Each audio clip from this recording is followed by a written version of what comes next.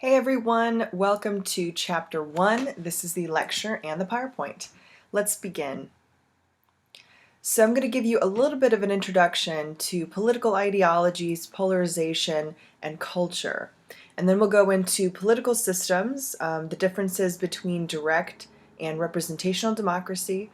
I'll give you a little primer on authoritarian systems versus democracies, and then a really brief overview of different economic systems, command versus market economies. I think it'll give you a really nice introduction to how economics plays a huge role in politics and how they're often intertwined. So let's start with political ideologies. Ideologies are comprehensive ideas about the nature of people and the role of government. Everybody has a political ideology. If you have an opinion on something political, you have an ideology. It's basically a neutral term. It doesn't necessarily mean that you have extremist ideas, just that you have ideas. You can have an extremist political ideology, you can have a moderate political ideology, a liberal political ideology, and everything in between. Two ideologies that are referred to most commonly for American politics are conservatism and liberalism. Now, conservatism means different things at different times, and the conservatism we know today originated actually in the 1950s. We'll learn more about this in the political parties chapter, but I did want to give you a little introduction here. So the Republican Party, which is now part of the conservative ideology, actually originated in the 1850s, and back then would have been seen as progressive. They were against slavery, for women's suffrage. Suffrage means voting rights. And a Republican Congress voted for equal pay for African troops serving in the U.S. Army in 1864. But this changed in the 1950s. The conservative movement officially was born with Barry Goldwater running for president in 1964, and from then on, conservatives or Republicans are seen to hold beliefs that are fiscally conservative, so not supportive of government and economics, and generally socially conservative as well, having a conservative view of social issues like same-sex marriage, for example.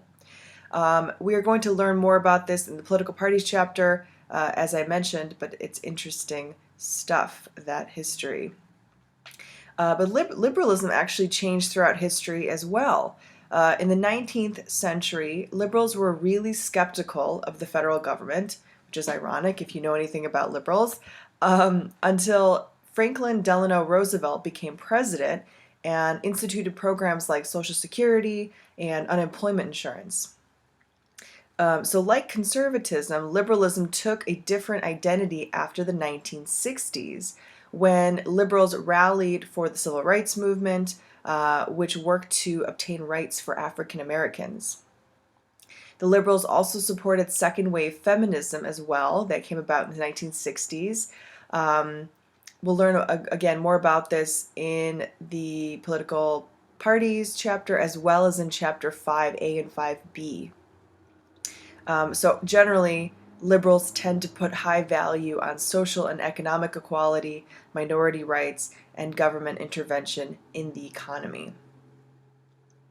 Because there are two main political parties in the US, there tends to be a stereotyping of what makes a Republican or what makes a Democrat. Here is a Pew Research survey from 2014.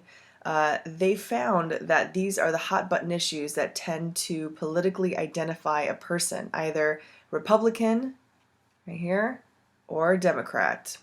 Positive values, like these right here, mean that support for that issue predicts a greater likelihood of affiliating with that party. So, for instance, where's my gun rights? Here we go. We have 1.33 for Republicans. We have negative 1.19 for Democrats for supporting gun rights. So in this case, this graph is showing that gun rights predict a greater likelihood of identifying as Republican. If you support gun rights, you are likely a Republican. The larger the coefficient, the more influence the issue has. And then negative values, like I said earlier, predict less likelihood of supporting the party, right? So if you're supporting gun rights, you're very unlikely to be a Democrat. Or if you say health coverage is a government's responsibility, you are very much going to be a Democrat, right? Not a Republican. So what this graph shows is there's no middle ground. It looks like each of the parties are basically opposites of one another. What are the negatives of these assumptions? Ultimately, assumptions limit people's choices. It becomes very difficult to deviate from the herd if you have a different opinion, right? People sometimes adopt whatever their party says instead of investigating the ideas for themselves. They follow party lines, as it's described. And ultimately, this causes polarization, which I'll show on this next slide. So this graph actually shows representatives and senators following the party line in certain cases. As you can see, at the turn of the century, over 90% of congresspeople and senators were voting with the majority of their party. It changed a little, it went down a little bit throughout the early teens and throughout the 30s, where only about, a little over 70% of the Senate would vote with the majority of their party, and about 80% of the House voting with their party. But still a pretty high majority, I'd say. It dips down again here in the 60s and 70s, and then pops right back up to where we are. Again, over 90% of senators and congresspeople voting with the majority of their party today. And like I said earlier, this causes political polarization, this growing gap between liberals and conservatives. Just get my cursor here. And so we have to consider, what does that do to the people that disagree with both parties, with the ones that are maybe right here in the middle? They become pretty powerless. Something to consider as we're moving forward and as we're learning more about the two parties. So changing gears a little, let's think about what is considered an American value. Are these different from national values?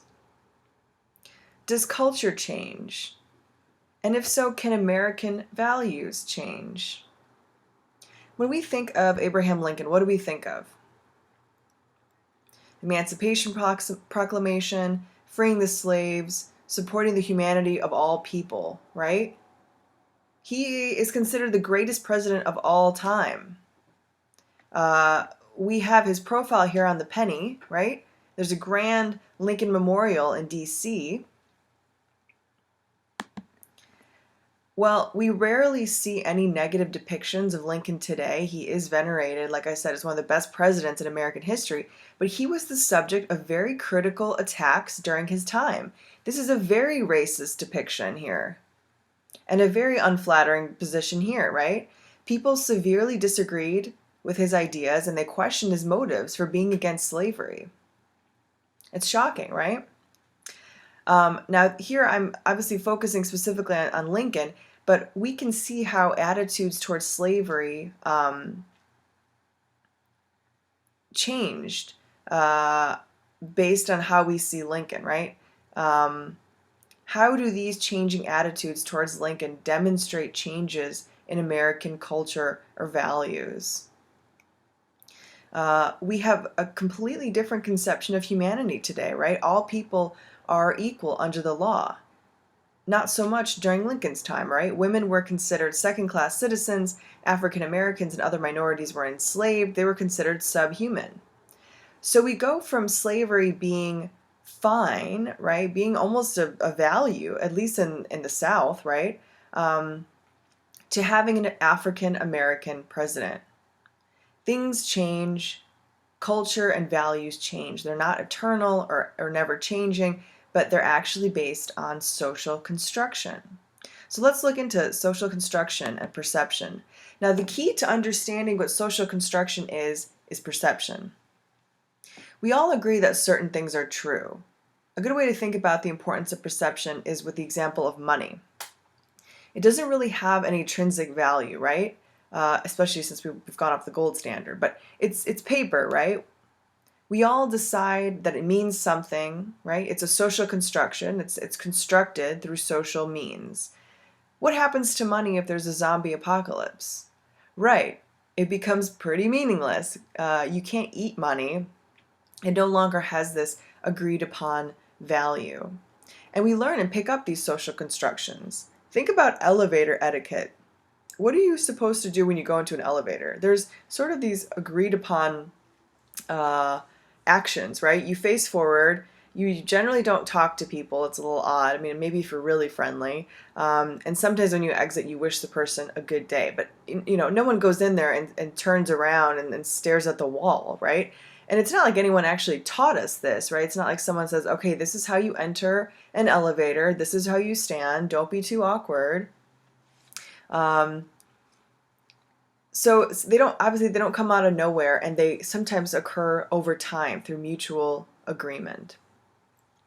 But social constructions are not always neutral. There are some social constructions that create stereotypes which are limiting and unfair for the individuals that they refer to.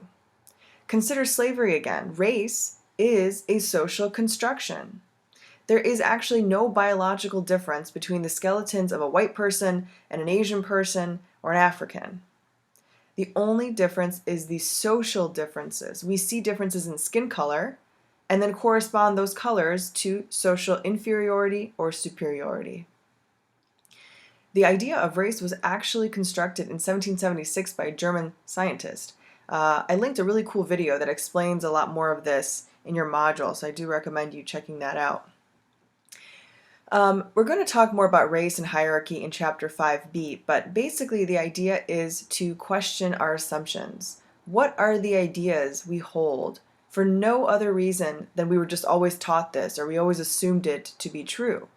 And that's what I hope we can get out of this class, to question our assumptions, to think about why we believe what we believe, stepping outside of ourselves and allowing ourselves to be critical and critique things.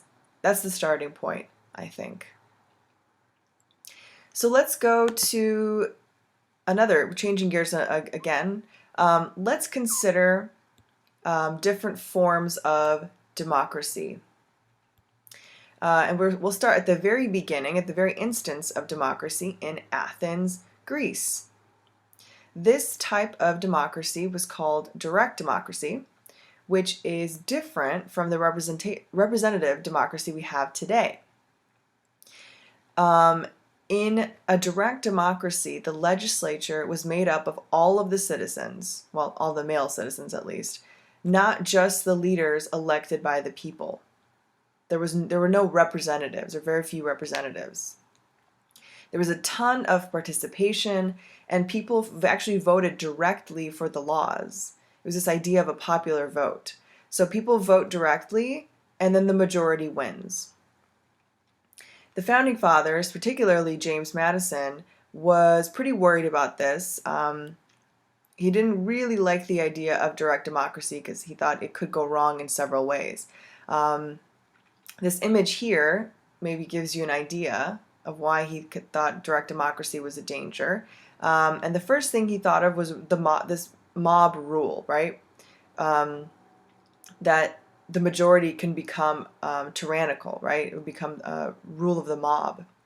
And secondly, that people or groups of people called factions would pursue their own interests instead of the public or collective interest. They believed that direct democracy could lead to this tyranny of the majority. Basically, whatever the 51% wanted, they could get to the detriment of the 49%, right? So here we have Thomas Jefferson. A democracy is nothing more than mob rule where 51% of the people may take away the rights of the other 49. And this isn't good, right? 51% of the population could vote for a dictatorship or slavery or anything, right? So we have another cartoon here. Democracy, whatever the majority wants, right? Well, looks like this wildebeest or whatever this thing is isn't too thrilled with this majority decision. Just because the majority wants it does not necessarily make it a good thing or a good decision, at least for everybody. And then within the direct democratic system, what happens to minority rights? They're outnumbered, right? They lose all power. Kind of a cutesy photo, but I think you get the idea. And so that's why you have Ben Franklin making this statement: democracy is two wolves and a sheep deciding what's for dinner. Liberty is a well-armed sheep contesting the vote. Right, so he's referring to direct democracy here. Because in this case, the two wolves are the majority, right? So not always a good thing. So as I said, the framers were concerned about this majority rules kind of democracy, that there would be a tyranny of the majority over the minority, since their voices could be drowned out. So the framers were aware of the Athenian model or the direct democracy model, but as we saw from all these quotes from Jefferson, from Franklin, and Madison's fear of factions, the Founding Fathers actually did not construct the Constitution in light of those majority rules ideas. Democracy was considered in some ways a pretty dangerous system and one that could prove to be very unstable. When you're relying on people, there's always an element of risk. And especially at the time of the adoption of the U.S. Constitution, the idea of majority rule was pretty controversial. The ancient city of Athens, one of the very few experiments with democracy known at that time, eventually ended in mob rule and then dictatorship. So our democratic republic actually blends elements of pure democracy with the idea of representation. That's the key. So this includes first the idea of popular sovereignty, the idea that power rests with the people, right? Not some supreme leader or monarch, and a related idea of a social contract or a mutual agreement between government and the people. Both the people and the government are bound within a social contract. So what establishes the government's authority is the people's consent to the Constitution. That is what grants the government legitimate authority. And if the people, let's say, did not consent to the Constitution, it would be moot, and the government would be moot or illegitimate. So this social contract means that both the government and the people are bound to the Constitution. It's a mutual agreement. So this is what is called a democratic republic. The people hold power over the government, but it's through elections. And all national policy decisions are made through elected officials. So we have some examples of democratic principles down there: free and competitive elections, different civil liberties like freedom of the press and of speech, which we'll be talking about in more detail in Chapter 4, universal suffrage, right? Suffrage meaning the right to vote. And technically, this wasn't really universal in the U.S. until the 1960s. African Americans had some issues, some significant limitations and barriers to voting. Something we'll talk about in Chapter 5a. And then, of course, women couldn't vote until 1920. And then at that point, it was just really just white women. So some interesting caveats when we consider universal suffrage being a democratic principle. Okay, so we have an understanding of democracy, both direct and representational. So let's consider some other political systems. In a nutshell, there are two types of political systems, basically authoritarian governments and democracies. And the basic difference is whether governments decide behavior or whether individuals have power over their own behavior and the governments. So there is a distribution, there's a difference in the distribution of power, either in government hands or in individuals. In an authoritarian government, the state exercises power over the people, right? From politics to social and economic life, everything. There are no individual rights.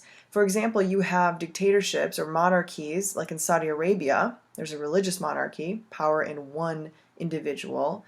There is no legislative branch, but rather this council of ministers, or a cabinet, which includes 22 government ministries.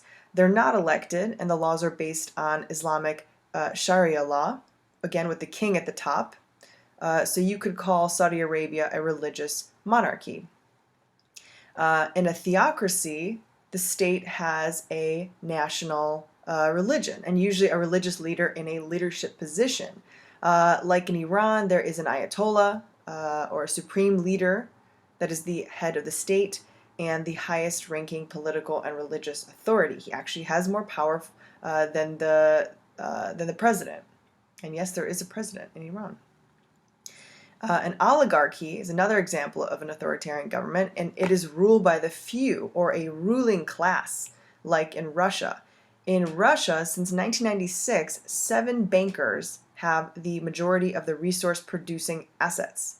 And because they have so much economic power, political power usually goes hand in hand, and that's definitely true of the oligarchs in Russia, who control foreign and domestic policy.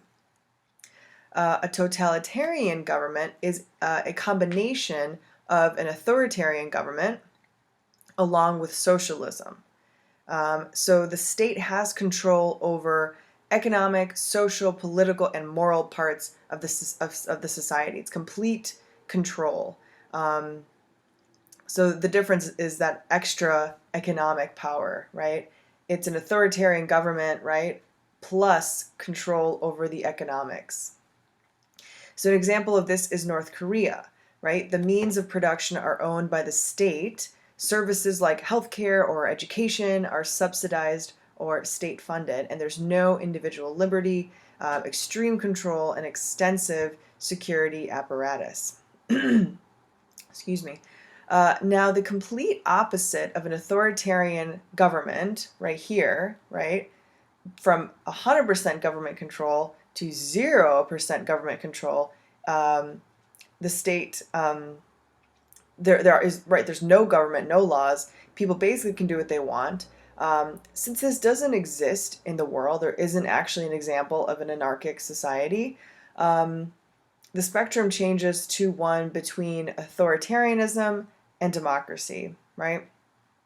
So we actually compare governments based on this spectrum, right? From authoritarianism to democracy, not from authoritarianism to anarchy. And we basically measure how democratic a country is, right? Based on the criteria I mentioned earlier. And there are actually metrics that measure democracy. The United Nations has a metric, the OSCE has some, and there's also Freedom House. And Freedom House has this international metric and measures where countries are on the spectrum from not free to free, or authoritarian to democratic. And some of these metrics include elections. Are they free and fair? Is there political pluralism, i.e., are there more than one political party? Is there more than one political party to choose from? Are there civil liberties that give people the freedom of speech or the press, or to demonstrate publicly? So where the country is in the spectrum basically dictates complete control of the government to more democratic structures. So I also mentioned I would give you a primer on economics. Let's do that just so we have a good understanding of what the US is and what other countries are as well. So economics, as I mentioned earlier, has a ton to do with politics. The two are always intertwined, and often politics is about economics, how to determine how things are made and then how to distribute them. For our purposes, we're going to define different economic systems based on how much control the government has over them. Since this is a political science class, We'll focus on power and politics. So in a nutshell, the two types of economies are seen as either market economies, so like capitalism, or command economies, for instance, like socialism. So let's start with capitalism. In a pure capitalist economy, all the ways that stuff are produced, industry, business, land, all of these are privately owned. Decisions about how to make stuff and how to distribute it are left completely to individuals who are working in the free market. Capitalist economies rely completely on this market, right? The process of supply and demand, the highs and the lows, and all the undulations of the market decide how much of something to produce or how much to charge for it, right? These decisions are left to the people, not the government. The government actually does not have a role in the economy in a pure capitalist economy. Then the other side of the spectrum is pure socialism, right? This is almost like the opposite of capitalism. The means of production, right? So the businesses, the land, machinery, factories, all that kind of stuff are actually owned by the state. Technically, the idea is that they're owned by the people themselves, the like society, not corporations or individuals, but they're owned by the state. So in real life, unfortunately, anytime socialism is attempted, it devolves into this repressive political system where there's a ton of inequality and it basically sucked. Examples like the Soviet Union, China, North Korea. China not so much, but definitely the Soviet Union and North Korea. Though again, these aren't socialist, they are dictatorships that are under this guise, right, of socialism or communism. So really, there hasn't ever been an example of pure capitalism. And that is now true of capitalism as well. There's never been a pure socialist system. There's never been a pure, there's no longer any pure capitalist systems today. So what we have are hybrid systems, right? So if you literally come out of this PowerPoint knowing absolutely nothing, realize this. Neither of these exist in real life. We do not have any pure capitalist systems in the world. We don't have any pure socialist systems in the world. So what do we have? Well, we've got these hybrid systems. They're called social democracies and regulated capitalist societies. So remember how pure capitalist economies rely totally on the free market? Well, to be honest, the free market actually kind of sucks, especially if you like to eat regularly. Because the laws of supply and demand, they wax and wane or oscillate between these huge highs and these very low lows, there's actually a lot of turmoil. So right around the 1900s, most governments put into place some protections that would keep people from feeling these cycles, right? These booms and busts, which was actually really helpful because it allowed people to continue with their businesses and continue, being able to purchase things and not having their money, mean something the one day and then nothing the next. So what we have today is called regulated capitalism. All countries that have a capitalist system have a regulated capitalist system, and this is including the US. So some examples of regulation: the government encouraging fair business practices so it minimizes monopolies, right? It's technically illegal for some industries to have monopolies. Think about the phone companies, right?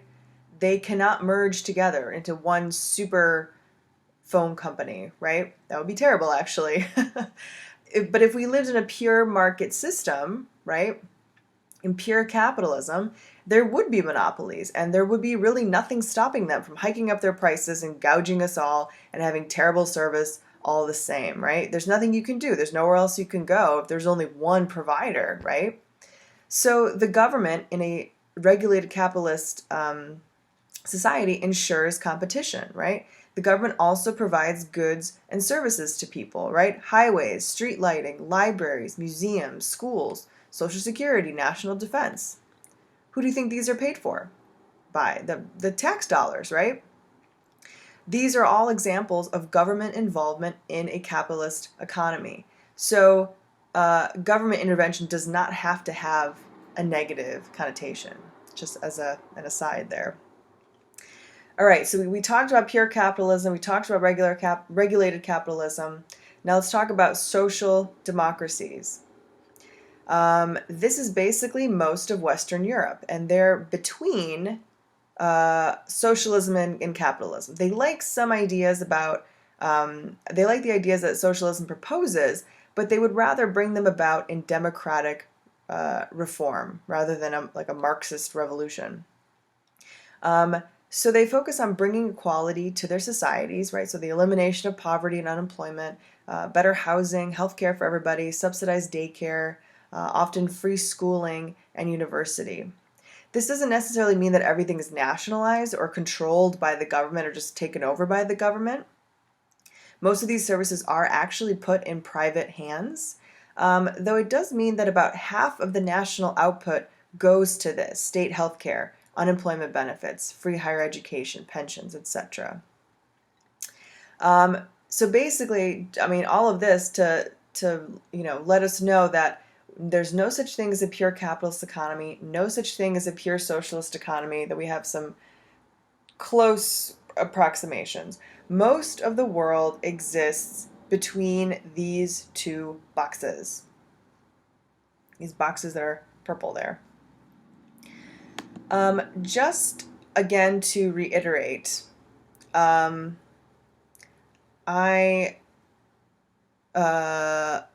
wanted us to realize all of the kind of the technically socialist things that we have in the U.S.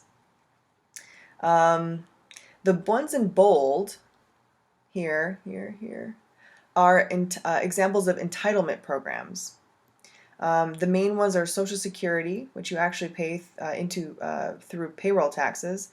Medicare, the health insurance covered by Social Security that's claimed by retired people over the age of 65, also disabled workers.